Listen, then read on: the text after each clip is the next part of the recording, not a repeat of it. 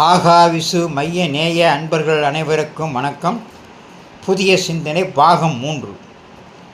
சில சமயங்களில் நம்மை கொண்டு சேர்க்கும் சூழ்நிலையும் கிட்டத்தட்ட அந்த சீப்பை விற்ற மகன்களைப் போலத்தான் இருக்கும். அதிலிருந்து மீள்வதற்கு வழியே இல்லை என்று முதலில் தோன்றும்.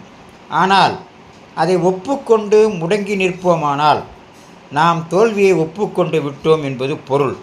முயற்சிகளிலும் பல வகை உண்டு என்பதற்கு வியாபாரியின் 3 மகன்கள் முயற்சிகளே உதாரணம். ஒரு மகன் புத்த பிக்குகளுக்கு தலைவார சீப்பு பயன்படாவிட்டால் முதுகு சொறிவதற்கு பயன்படுமே என்று சொல்லி 2 சீப்புகளை விற்றான். 2வது மகன் தலையை வாரிக்கொண்டு புத்த பகவானை தரிசிக்க வேண்டும், இல்லை என்றால் புத்தர் நம்மளை சபித்து விடுவார் என்று சொல்லி 10 சீப்புகளை விற்றான்.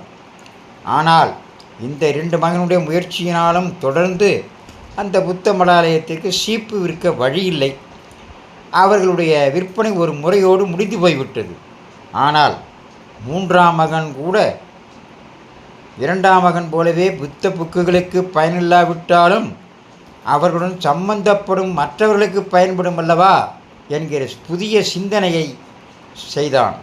அந்த வெறும் சீப்பை புத்தரின் உபதேசங்களை செதுக்கி அதை அவர்கள் விரும்பும் வண்ணம் உயர்த்தி அதை நன்கொடை வழங்கும் பக்தர்களுக்கு புத்தரின் ஆசியாக மாற்றி விற்பனை செய்தான். அவனுடைய வித்தியாசமான இந்த புதிய சிந்தனை, அதற்காக அவன் எடுத்துக்கொண்ட உழைப்பு எல்லாம் மற்றவர்களை விஞ்சும் வண்ணம் வெற்றி பெற்றது. மேலும் மற்ற இருவரைப் போல் இவனுடைய விற்பனை ஒரு முறையோடு முடிகிற விற்பனை அல்ல. புத்த மடாலயத்திற்கு நன்கொடைகள் தருகிறவர்கள் அதிகரிக்க இவன் விற்பனையும் அதிகரிக்கும். எனவே எந்த ஒரு கடினமான சூழ்நிலையிலும் மனம் தோண்டி விடாமல், முடியாது என்று தோன்றும் ஆரம்ப அபிப்பிராயத்திற்கு அடிபணியாமல் பார்வையை விரிவுபடுத்தி புதிய சிந்தனையோடு புதிய சிந்தனையை நாம் சிந்தித்தால் வாழ்க்கையில் வெற்றி பெறலாம். சில சிறிய மாற்றங்களால் பெரிய விளைவுகளை ஏற்படுத்த முடியுமா என்று யோசியுங்கள். பொறுமையுடனும் நம்பிக்கையுடனும் துடிப்புடனும் முயன்றால் எந்த கடினமான எந்த சூழ்நிலையாக இருந்தாலும் நாம் அடையப்போகும் அளப்பரிய வெற்றிகளுக்கு அஸ்திவாரமாகவே அமையும்.